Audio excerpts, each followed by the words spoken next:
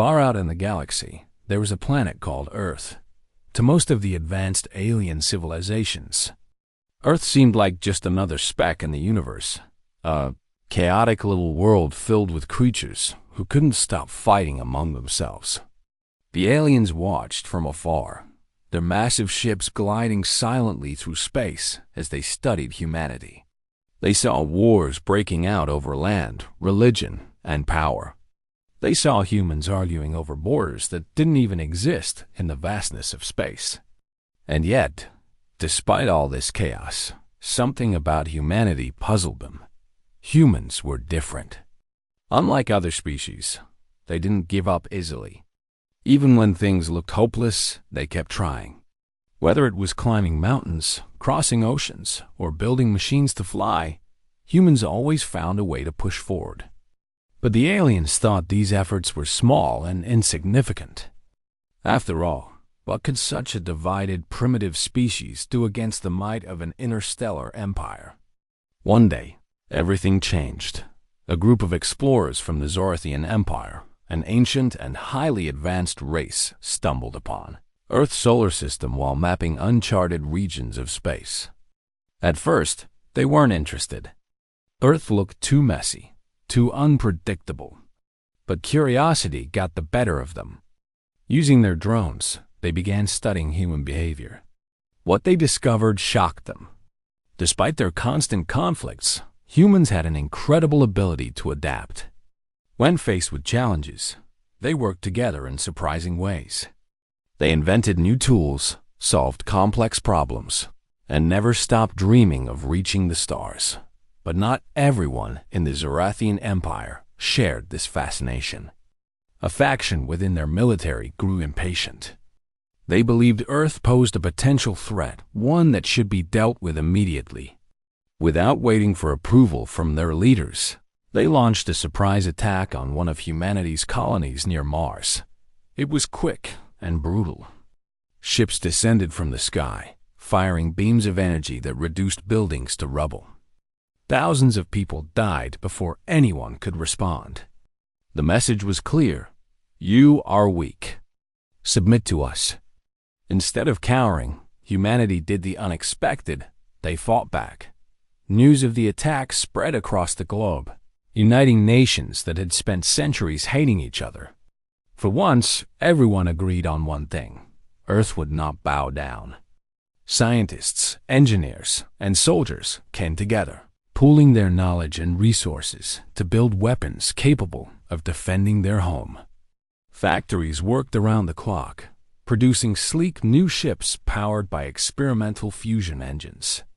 Ordinary citizens stepped up too, volunteering to serve in any way they could.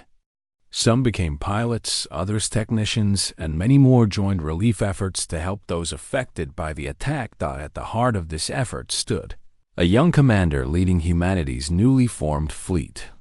This person wasn't chosen because of rank or privilege, but because of sheer determination.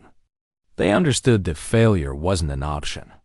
If humanity lost this fight, it wouldn't just mean the end of their planet. It would mean the loss of everything they had ever dreamed of becoming. As preparations continued, word of humanity's defiance reached the rest of the galaxy. Other alien races watched with a mix of awe and fear. Some admired humanity's courage. Others worried about what might happen if such a volatile species gained access to advanced technology. Meanwhile, aboard the flagship Eos, the commander stared out at the endless expanse of stars. Knowing that the battle ahead would decide not only Earth's fate but also its place in the cosmos, the stage was set for a confrontation unlike anything the galaxy had ever seen.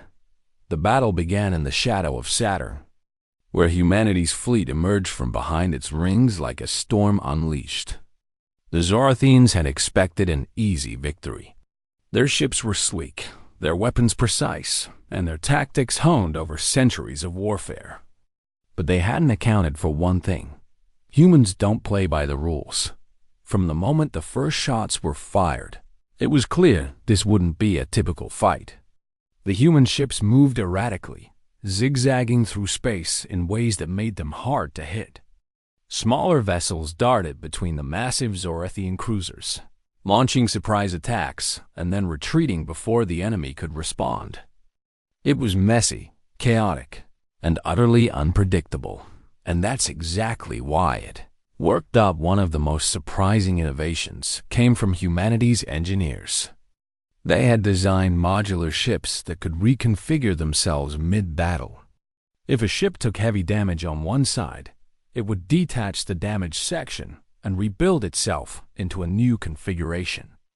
Pilots communicated in short bursts of language, shouting coordinates and strategies over open channels.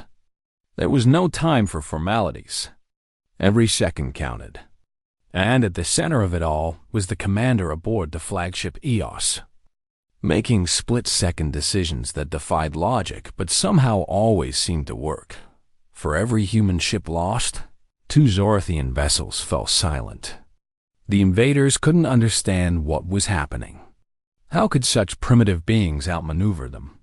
How could they adapt so quickly to every new tactic the Zorathians threw at them? Slowly, doubt began to creep into their ranks. For the first time in their long history, the Zorathians felt fear. Back on Earth, the war effort transformed society in profound ways. Cities once divided by borders became hubs of collaboration. People who had never spoken to each other before now worked side by side, united by a common goal.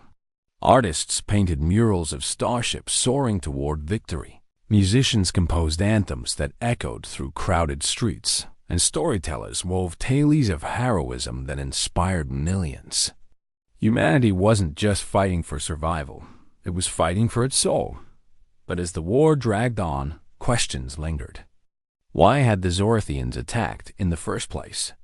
What did they fear about humanity? Slowly, fragments of truth began to emerge. Decades earlier, the Zorathians had encountered another species much like humans, adaptive, resilient, and fiercely independent. That species had risen to challenge the Zorathian Empire, only to be wiped out in a brutal campaign of extermination. The attack on Earth wasn't just a test. It was a preemptive strike to prevent history from repeating itself. When this revelation reached the human fleet, it ignited a firestorm of debate. Some argued for mercy, believing that understanding the Zorathians' motives could lead to peace. Others demanded vengeance, insisting that forgiveness would only invite further aggression. Ultimately, the decision rested with the commander of the EOS. After days of deliberation, they chose a path that surprised everyone. Rather than pursuing total victory, humanity offered the Zorathians a choice: stand down and enter into dialogue, or face annihilation. It was a bold gamble, one that risked undoing everything they had fought for. But it worked. The Zorathian leadership, shaken by humanity's tenacity and unwilling to risk further losses, accepted the terms. For the first time in their history, they acknowledged another species as equals. The war ended not with a bang, but with a handshake or its closest equivalent.